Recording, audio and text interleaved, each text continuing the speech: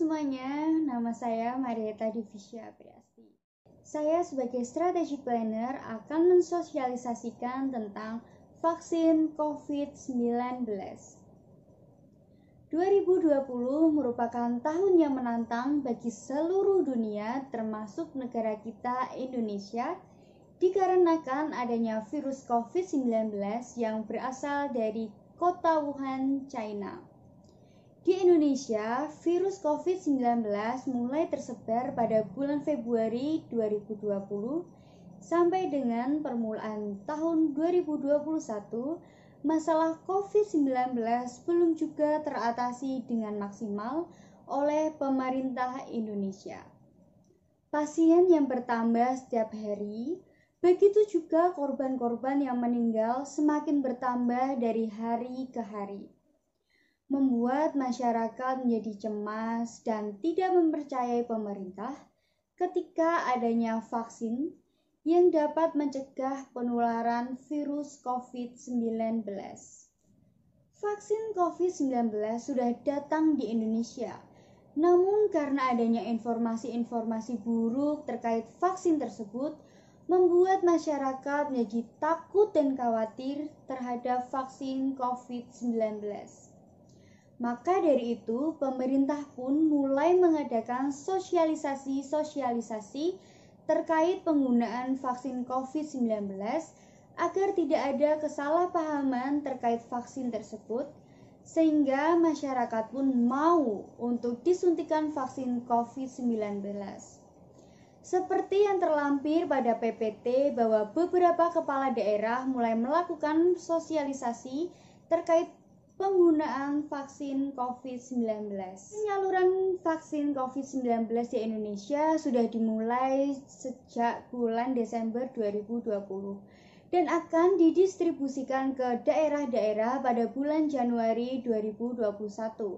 Namun penyaluran vaksin COVID-19 ini terkena kendala sehingga penyaluran di daerah-daerah belum sempat didistribusikan secara merata.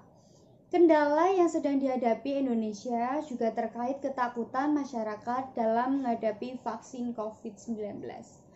Maka dari itu, pemerintah mengadakan sosialisasi terkait vaksin COVID-19 agar masyarakat teredukasi tentang vaksin COVID-19 yang diterima oleh masyarakat secara gratis. Penyaluran vaksin COVID-19 juga akan disalurkan dengan lebih giat lagi. Target audiens dalam mensosialisasikan vaksin COVID-19 dan menyuntikkan vaksin COVID-19 yang pertama adalah tenaga medis. Karena tenaga medis elemen yang paling utama untuk menyalurkan vaksin, maka pemerintah menyarankan tenaga medis akan disuntikan vaksinasi terlebih dahulu seperti dokter, perawat, para pekerja rumah sakit, klinik maupun puskesmas. Yang kedua adalah kepala daerah seperti bupati, gubernur, kepala camat, RT, RW.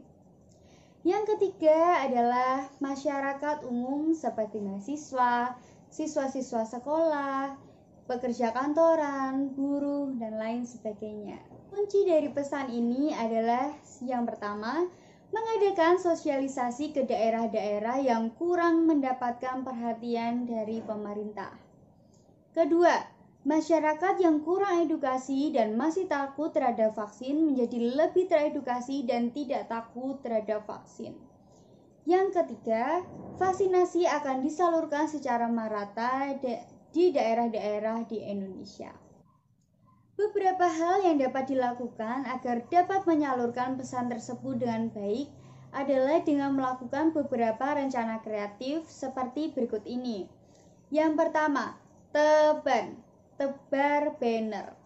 Hal ini dinilai efektif dikarenakan akan ditebarkan di sepanjang jalan strategis sehingga orang-orang yang berlalu lalang melintasi banner tersebut dapat membaca tulisan tersebut dengan baik. Kedua adalah GERVAK.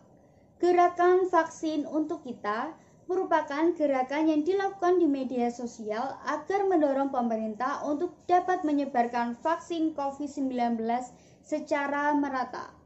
Maka dari itu, influencer pun membantu untuk menggerakkan GERVAK dengan tagar vaksin untuk kita. Ketiga adalah SOSTREN, sosialisasi terencana. Hal ini akan dilakukan oleh kepala-kepala daerah di Indonesia agar dapat menyosialisasikan vaksin COVID-19 secara merata dan terencana dengan baik. Media yang akan kami gunakan untuk menyalurkan informasi tersebut ada 3. Yang pertama adalah tulisan melalui koran, poster, baliho, dan banner.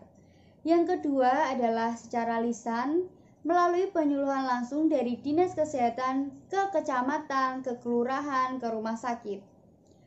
Dan melakukan klarifikasi dari Menteri Kesehatan bahkan dari Presiden secara langsung. Yang ketiga yang paling penting adalah melalui media sosial.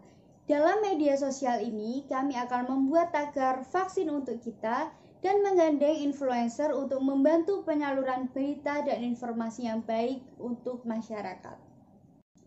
Demikian informasi yang dapat saya berikan, semoga bermanfaat. Terima kasih.